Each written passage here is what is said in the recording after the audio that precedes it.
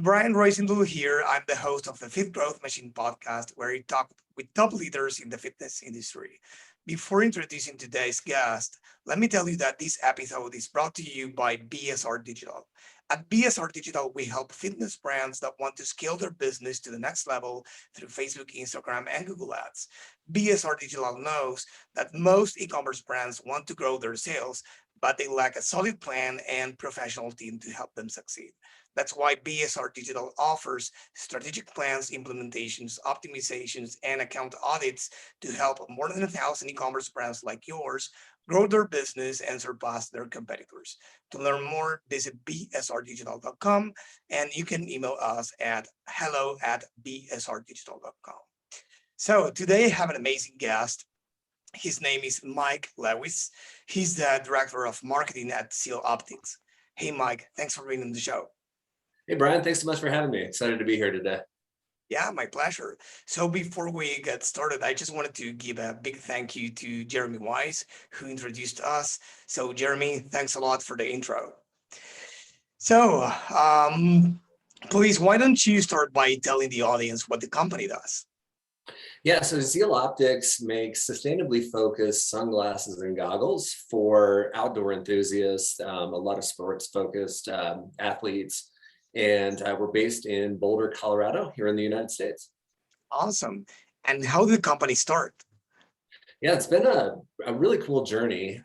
The company was actually founded in 1997 in Moab, Utah by a couple, a husband and wife team named Michael Jackson and Wink Jackson, not that Michael Jackson. But anyway, they were pro mountain bikers and huge ski enthusiasts and couldn't find any goggles or sunglasses that really met their needs. So they decided to build their own company. After creating some amazing technologies, they had some good contacts on the optical side. They moved the brand to Boulder. Utah is one state over from us. They moved out here a couple years later for better distribution, better access to facilities. And then in 2010, Maui Jim, which is a large global sunglass manufacturer that focuses on really high-end lens technologies, saw what Zeal was doing and purchased the company. I joined shortly thereafter. And since that point, we've really dialed in and changed the look and feel of the brand from extremely sports focused, think like technical shields, things along those lines, to a more lifestyle oriented designs that have the functionality within shapes that you can wear at the pool or the beach, but also for trail running or mountain biking or whatever your pursuits may be. Awesome. And that's a long time. I mean, you said the 97, right? So it's been a few years since then, and a lot of things have changed, like the bubble in the 2000, and then the internet bubble, and then so many things, so many crises. Well, COVID, why not, right? Many things. So how's that different? I mean, now and then, what are the main differences and the main things that you see that changed throughout the years? Yeah, for sure. It's interesting to think, that we're coming up on our 25-year anniversary here next year. So, yeah, as you mentioned, there has been so much change. But what hasn't changed is people's need for quality eyewear that allows them to keep their eyes safe for a lifetime of adventure, and products that have quality that they're going to stick with them, that aren't going to break for them. But I think you're spot on with mentioning COVID as far as that change. I mean, I think we've seen the marketing, sales, every aspect of our society change in fast forward over the last 2 years. So it's really been a microcosm of what we've seen since the 2008 downfall and stock market crash, in that people's focus on the ease of shopping, reducing any friction around that, has been so rapidly developing, and people's focus on the brand behind the products that they're buying. People have become much more interested in the brand values, the pillars of companies, who they are as corporate individuals, the people behind them, and how they're making their products. Are they sustainable? Are they responsibly manufactured? So, that has been a huge part of where Zeal is and what we're focused on since the Maui Jim acquisition. And really, the main reason that I'm there, what really excites me about it. And it's been cool to see customers migrating towards those ethos, throughout this. Yeah. So that's interesting. I mean, you're saying that people buy from the company behind the product. That's an interesting statement. And people are interested in companies with what? I mean, with a mission, with a purpose. You said with values or pillars. So what do you think about that? And what are your values or your core pillars? Yeah, I mean, I think it's incredibly important. We're just coming off of COP26 and seeing how government is honestly being drug along by people's desires to focus on sustainability within our society, and entrenched interests around governments and companies that don't have those values are pushing back against what people are seeing in their everyday life with climate change. With it's 70 degrees here in Boulder today. It's the end of November and we should be out skiing, but we're going mountain biking this afternoon. So at Zeal, we have three core values that really speak to who we are. And we refer to those as use less, give back, and explore more.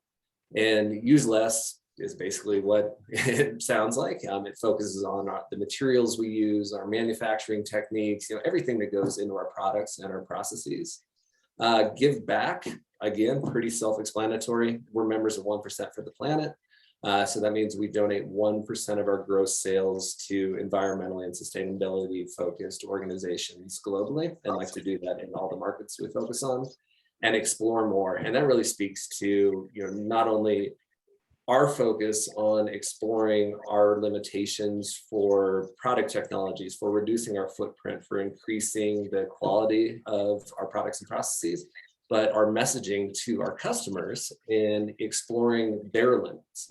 And that's, as an inclusive brand, everyone's limits are going to be individual to themselves. And in our marketing, you'll see a lot of conversation around how you push your personal limits. If that's climbing Everest, great. If it's running a 5K, great. Awesome. And yeah, I mean, I share what you said about the people buying from the company behind it and people buying from companies with a purpose or mission. I think this is pretty important. And what you said about sustainability, taking care about the planet and all stuff, it's been a pretty discussed topic lately. There was a conference recently, and yeah, I know it's a pretty hot topic, right? And it's something we should all care Right. about. And you don't only, I mean, donate, as you said, you don't only say that you're sustainable, but please tell the audience about. I would love to hear from you the plant-based materials that you use in the frames, in the lenses. Yeah, for sure. So on the sunglass side of our business, all of our materials, both frames and lenses throughout the line, are made with plant-based materials, as you mentioned. The majority of those are made from the castor plant. Basically, it's a crop that grows on marginal lands, basically a weed. You can grow it in the troughs between food crops. And you take the seeds from that, press those, and you get an oil out of it. And that oil replaces typical petroleum in there. And it's interesting, when you hear sustainably made products or sustainably focused products, people usually think that there's going to be a trade-off, either in quality or price. And with this material, and we have a number of other frame materials we've launched recently, not only are the frames lighter and more durable, but the lenses are actually clearer than a typical polycarbonate. And the pricing, in the US, most of our sunglasses retail for $149. So definitely right in that mid-tier. So, there's so many developments in bioplastics right now. The quality is just exploding. We've come out with some new materials recently. We've got a frame called Seagrass that is made from waste agricultural materials and recycled plastic. Basically, it's plastics from the unused medical waste, and then they mix grasses in that in a closed loop system. So it's powered by its own biogas production. So pretty cool stuff, and rapidly growing. That's the fun part of the explore more side from us on the manufacturing and development side. Awesome. So for the business owners listening to this episode, uh, would you advise them that they think of their core values, what they want to communicate to their customers, what they care about personally, but would you advise them to choose something rather than just having any other brand? I don't know, a shoe brand, clothing brand, fitness brand.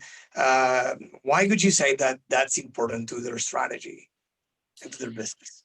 I mean, it's becoming so much more prevalent and easier to find materials and products that are ethically sourced, and also a lot more information about it. So, you can dig into company claims a lot easier now. And especially in this market, people that are focused on wellness, health, and fitness, they, for the most part, they don't just care about themselves. They care about, the external things that are affecting them, from pollution to their lifestyle. It's what they're putting into their body and what they're experiencing out there. So it's kind of a no-brainer for this industry.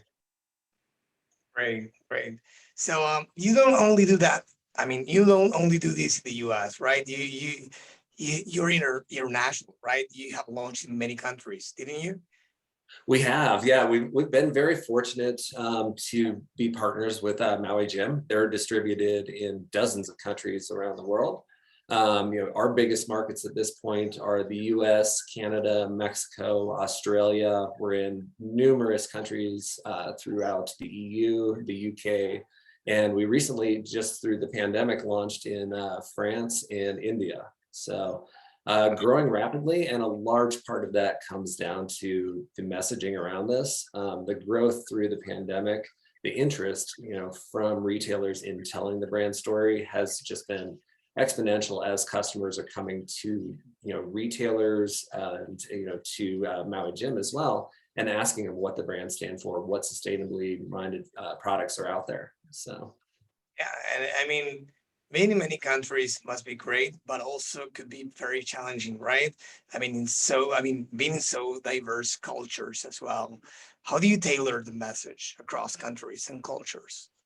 That's really the fun part on the marketing side. We are fortunate enough to have dedicated teams in each of these countries where we have operations through the Maui Gym side. So we work with them and talk with our retailers there to really get a good understanding, as all of the marketing materials are coming out of our office here in Colorado. But the goal is to tailor that and have it resonate and feel like a local brand as much as possible. From the language we're using, the imagery we're using, the stories that we're telling. There is some cachet to US based brands as well, so we don't want to lose that, or try and pretend that we're something or someone that we're not. But at the same time, we want to make it feel relevant to our end users, so that it doesn't feel like a foreign company. That's awesome. That's awesome. So it's not that you're not only present there in many countries with the company and through this company that bought you guys a few years ago, but also you have like around 150 plus ambassadors, right? We do, yeah. I mean, that's really how we tell our stories, and a great way to make ourselves relevant in the countries that we operate in. We find that we work with, as you said, ambassadors, and these are, don't like the word influencer, but influential athletes and advocates within the sports that we focus on primarily, as well as the things we focus on. So we have pro snowboarders, skiers, endurance athletes, climbers, creatives, photographers, musicians around the world that not necessarily are the podium athlete, the gold medal Olympic athlete, but people that align with our values, that truly are ambassadors for what the brand stands for, and are telling amazing stories in those communities, pushing their personal limits in ways that shines a light on, giving back to their communities and, the environments that they and we love to play in. Yeah, I mean, that's social proof right there, right? If a brand needs something, is social proof nowadays. Many new or well-established brands that lack social proof, and that's like, who are you? Why should I trust you? How will I know that I will have, I don't know, a great experience as a customer? How will I know that you will live up to your promises? So having these ambassadors, as you call them, that gives you some social proof, right? Yeah, oh, completely. I mean, it's really easy for me to say that Zeal is an amazing brand and that we're the best out there. But, people that they know and trust, and the majority of our ambassadors are not paid. They're people that have gravitated to the brand and, espouse our values and love our products. So, That's that's the great. proof. Yeah. And then once people try on our glasses and goggles, they're typically sold. The quality of them is, just amazing. That's great. And could you please talk a little bit about the probably some key milestones that you are most proud of? Yeah, that's with this long of a history. I mean, that's an interesting one. Obviously, moving to Colorado. I don't know if you've ever been here, but it's a very outdoor-minded state. Much of the outdoor industry for the U.S. and the world is based here and continues moving here. So that's been huge, both for our lifestyle and just being within that hub and being a part of this community. Obviously, the purchase by Maui Jim, the decision to go to 100% plant-based materials in our sunglasses, and very excited that on the goggle side, we make snow goggles for skiing and snowboarding, alpinists, etc. We're in that transition right now, and those should be entirely plant-based within the next couple of years.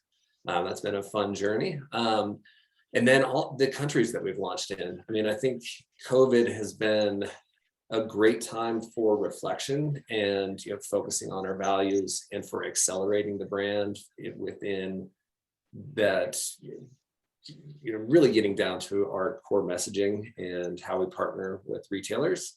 Launching in India is going to be huge. That's taking place right now. Honestly, I'm launching our first website there in the next couple months with our next couple of weeks, actually, with an exclusive partner there. And the materials, that the launch of the seagrass material that I just mentioned, that launched last October. Last week, we did a line extension with 2 new sunglasses within that.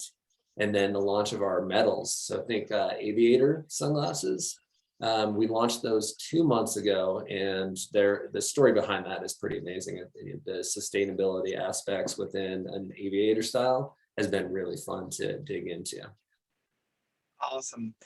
And what are some of the main channels that you use to get traffic and sales?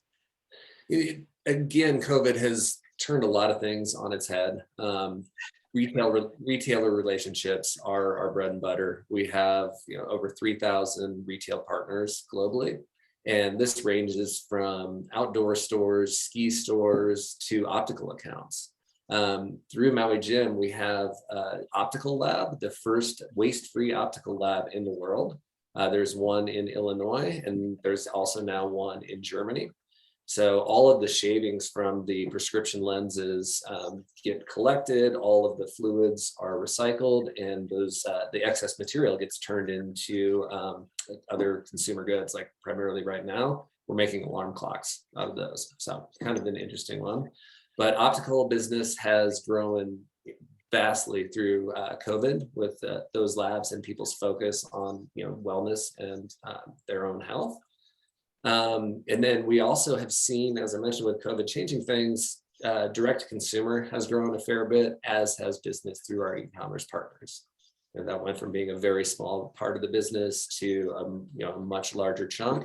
And we're really working on not only our online presence for growing brand awareness globally, but how we partner with our e-commerce partners. How do you make the brand experience and the storytelling that we do resonate on their sites? That's the way that we're really going to continue this snowball effect. Yeah, and before you used to rely a lot on wholesale, didn't you? Yes, the retail partners that I was mentioning, that's all wholesale business. So I Okay. mean, that's the vast majority of our business at this point, but you are seeing a shift between, e-com in these days. But Yeah. that's also wholesale as well. We're seeing a lot of our retail partners shifting their business model to, more online as well. So it's Yeah. how do you support that? Yeah, something is that I've seen working with many brands selling B2B or wholesale. And I've seen throughout the years and the brands we have worked with is that it's not the same to sell directly to the consumer because you control the channel, you control the message, you control everything. Then selling through a partner, which is great, right? Mhm. But they don't probably communicate the message or the values or the pillars the same way you do. Have you faced those things or have you seen any challenges there? Most definitely, and that's not just with the retail partners, but also with the various countries that you're in as well. There, people like to take messaging and tailor it in their own ways. We've been really good about creating brand guidelines and getting sign off on the marketing that is going out through our partners globally. And we really try and find partners that want to be just that. They want to be partners that, are more than happy to have us help as an arm of their marketing department. And that's where it gets really fun for us as well to, tell those stories through, their optics, if you will. Yeah, because as you said, it's not only about selling products, right? It's about Yeah. selling or communicating the story, and it's way more deeper. I mean, than doing this, right? Oh, completely. And sunglasses and goggles are difficult to buy online. I mean, they fit everyone so much differently, and you've probably seen like those digital try-ons where it'll map a pair of glasses on your face. They're okay, they kind of work, but people really like to try on sunglasses before they buy them, see how they're going to look. It's not only the performance of them, but it's a statement. It's your face. It's that cool factor around it. So that in-person experience is never going to go away for this business, and our goal is to get people into our partner stores through storytelling and get them to try on our products and keep coming back for life. Awesome, awesome. So, have you had any mentors that you remember, or I don't know if a mentor, but someone that, or many people probably were one that have helped you get where you're at right now?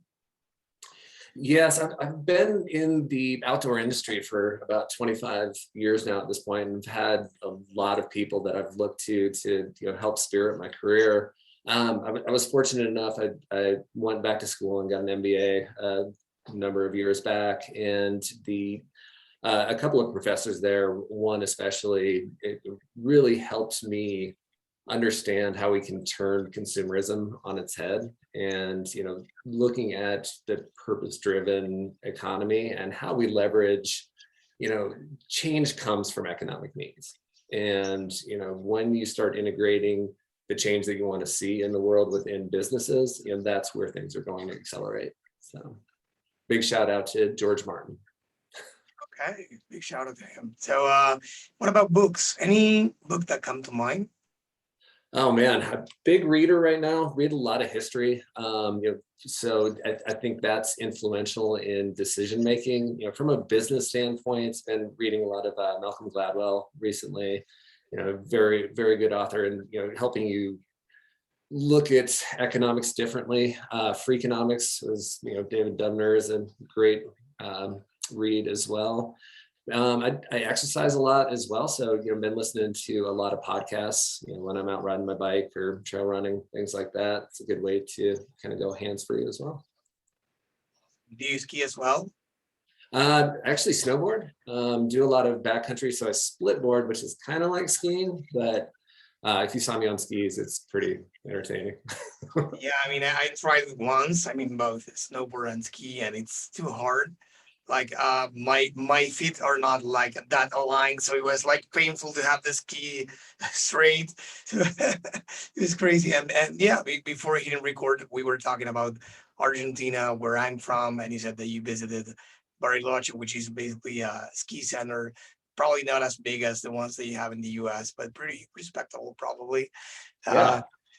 yeah. So have you eaten our barbecue asado? Oh yes, very much so. So as you mentioned, we work with a camp at Cerro Catedral outside of Bariloche, and a couple of the guides are locals as well. Mauri Cambija, big shouts out to him. His family lives there, and every year that we come down for the ski and snowboard camp, brings us over to his house for an asada. So Yeah, that's always a good time. Yeah, with COVID, we haven't been able to make it down the last couple summers, your winters, and really been missing that. He actually just posted some photos from Masada today. I saw on Instagram, so got me dreaming for this next summer to hopefully get back down there. yeah. I mean, I have nothing against the barbecue that you have there or anywhere else in the world, but probably asado is our thing, right? Is Yes, one thing we know how to do, right? So it's is just that? the whole experience around it. You feel a part of the family. So Oh it's yeah, really the cool. grill there. Yeah, I mean it's definitely one of the holy moments that we have here. So yeah, that's huge. So yeah, where can people go to find more about you and the brand?